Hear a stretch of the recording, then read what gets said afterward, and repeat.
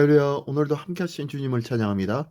오늘 같이 나눌 하나님의 말씀 마가복음 12장 13절로 27절까지의 말씀을 통하여 하나님의 지혜로 라는 제목으로 같이 나누기를 원합니다. 자, 오늘 본문에서는요.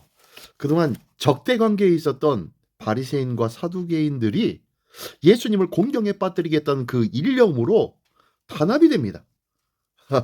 그러나 예수님의 지혜는 그들의 모의를 뛰어넘으시는 모습이 나오는데요. 예, 그래서 오늘도 하나님의 지혜로라는 제목으로 같이 나누기를 원합니다. 자, 먼저 한 절 한 절씩 읽으며 그 은혜의 일들을 같이 한번 나눠보기를 원합니다. 먼저 13절로 17절까지의 말씀입니다. 그들이 예수의 말씀을 책잡으려 하여 바리새인과 헤롯 땅 중에서 사람을 보내매 와서 이르되 선생님이여 우리가 아노니 당신은 참되시고 아무도 꺼리는 일이 없으시니 이는 사람을 외모로 보지 않고 오직 진리로서 하나님의 도를 가르치심이니이다. 가이사에게 세금을 바치는 것이 옳으니까 옳지 아니하니까 우리가 바치리까 말리까 한데 예수께서 그 외식함을 아시고 이르시되 어찌하여 나를 시험하느냐 데나리온 하나를 가져다가 내게 보이라 하시니 가져왔거늘 예수께서 이르시되 이 형상과 이 글이 누구의 것이냐 이르되 가이사의 것이니이다. 이에 예수께서 이르시되 가이사의 것은 가이사에게 하나님의 것은 하나님께 바치라 하시니 그들이 예수께 대하여 매우 놀랍게 여기더라. 네. 오늘 본문에 보니까요. 그동안 민족주의자였던 이 바리새인들과 로마의 권력, 그 로마 권력의 하수인이었던 헤롯 땅이 서로 반목하는 관계였지만 그동안 하지만 이 공동의 적인 예수님을 무너뜨리기 위해서 머리를 맞대고 예수님이 뭐라 대답하시든지 그 걸릴 수밖에 없는 완벽한 덫을 준비하여 질문을 하고 있는 것입니다. 체제를 유지하고 권력을 지키는 일에 혈안이다 보니 적들과도 손을 잡는 이 모순적인 일들을 저희가 보여주고 있는 거예요. 다시 한번 얘기하면요. 하나님의 정의보다 나의 지금 눈앞에 있는 이익을 우선으로 하는 그런 인생을 살고 있는 거예요. 결국 그러한 처세술로 살아가는 사람, 그러한 처세술로 하루하루 연명해야 함을 기억해야 합니다. 하나님의 정의를 향한 편치 않은 마음이 필요하다는 거예요.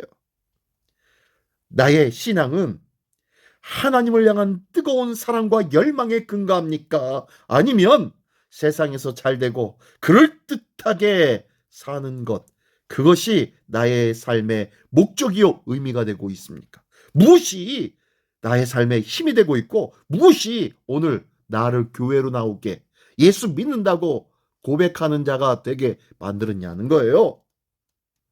오늘도 이러한 세상 속된 일들 그것 때문에 예수를 믿는 것이 아니요 내게 주신 놀라운 은혜와 사랑을 기뻐하며 또한 주님께로 가까이 나아가는 자에게 하나님은 더 크고 위대한 일들로 채우시고 인도하신다는 것을 믿기를 원합니다.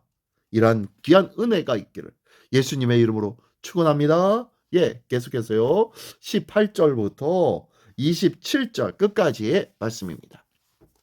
부활이 없다 하는 사두개인들이 예수께 와서 물어 이르되 선생님이여 모세가 우리에게 써주기를 어떤 사람의 형이 자식이 없이 아내를 두고 죽으면 그 동생이 그 아내를 취하여 형을 위하여 상속자를 세울지니라 하였나이다. 7형제가 있었는데 마지가 아내를 취하였다가 상속자가 없이 죽고 둘째도 그 여자를 취하였다가 상속자가 없이 죽고 셋째도 그렇게 하여 7이 다 상속자가 없었고 최후의 여자도 죽었나이다. 7사람이 다 그를 아내로 취하였으니 부활 때 곧 그들이 살아날 때에 그 중에 누구의 아내가 되리까? 예수께서 이르시되 너희가 성경도 하나님의 능력도 알지 못함으로 오해함이 아니냐.